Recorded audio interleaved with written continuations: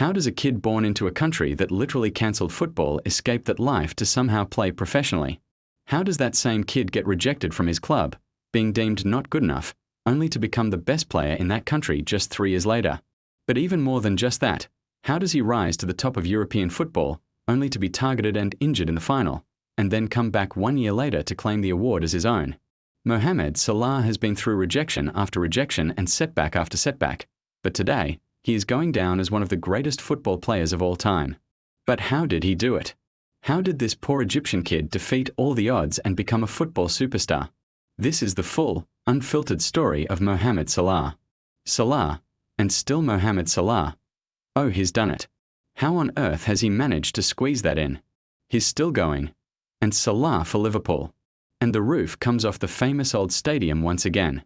Mohamed Salah Hamd Maris Ghali was born on June 15, 1992, in the small, dusty village of Nagrig, nestled in the Garbia Governorate of Egypt. Growing up in a middle-class family, Mo wasn't exactly starving, but the path to global stardom was invisible from the streets of Nagrig. In his village, life revolved around agriculture and religion, but for young Mo, it revolved around a ball.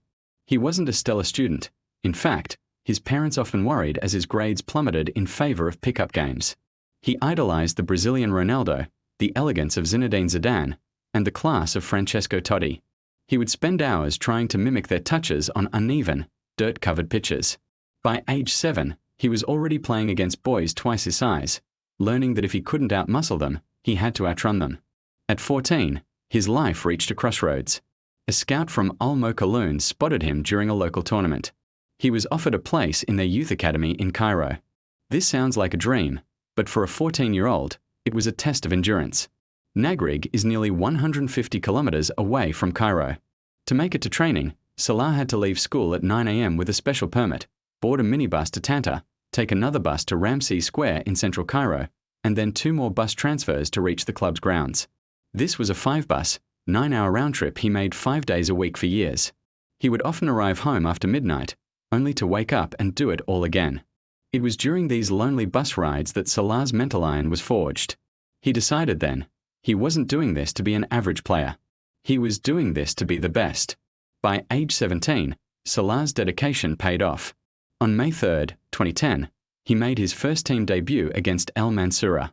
The Egyptian Premier League is a physical, demanding environment, and initially, Salah struggled. He was lightning fast but lacked the physical strength to hold off veteran defenders. His coach, Mohamed Radwan, saw the potential and put him on a strict diet and a gym program that would transform the skinny kid into a powerhouse. However, even with his improved physique, Salah faced a mental block: finishing. He would beat 5 players with his pace only to fire the ball wide. He famously sat in the dressing room in tears after games, devastated by missed chances. But rather than breaking, he used that frustration to practice his clinical low finish, the shot that would eventually become his trademark curled strike. On Christmas Day, 2010, he scored his first professional goal against Al Ahly. It was a glimpse of the future, a burst of pace that left defenders chasing shadows followed by a thunderous strike.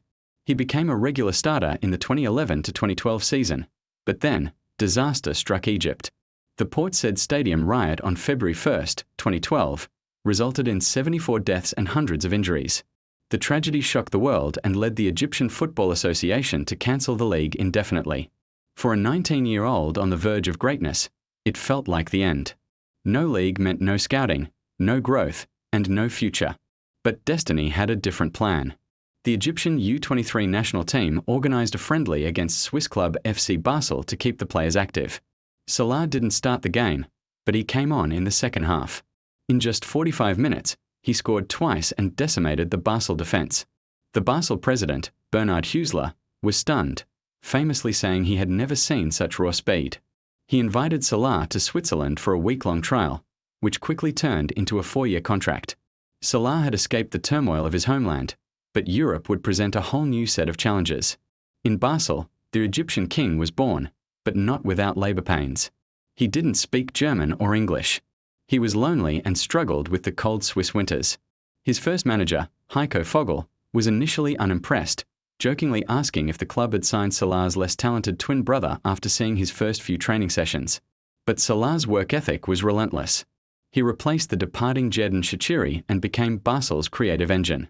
In the 2012-13 season, he led Basel to the Swiss Super League title and the Europa League semi-finals.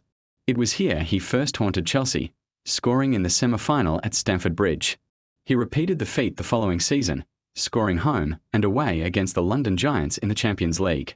In January 2014, Chelsea decided that if they couldn't stop him, they should buy him. They snatched him from under the nose of Liverpool for £11 million. It seemed like the pinnacle, but it became a valley of shadows. Under Jose Mourinho, Salah was a peripheral figure. He was competing with Eden Hazard, Willian, Oscar, and Andre Schürrle. In 12 months, he made only a handful of appearances. Mourinho publicly criticised his performance in an FA Cup match against Shrewsbury, and the British media began to label him a Premier League flop. By February 2015, he was shipped off to Fiorentina on loan, with many believing his career at the top level was over. But Italy was Salah's rebirth. He chose the number 74 shirt to honour the Port-Said victims. He scored 9 goals in half a season, including a brace against Juventus. Fiorentina wanted to keep him, but Salah had bigger ambitions. He moved to AS Roma, where he finally found a home. In Rome, he wasn't just a speedster, he became a complete forward. Over 2 seasons, he scored 34 goals and provided 24 assists.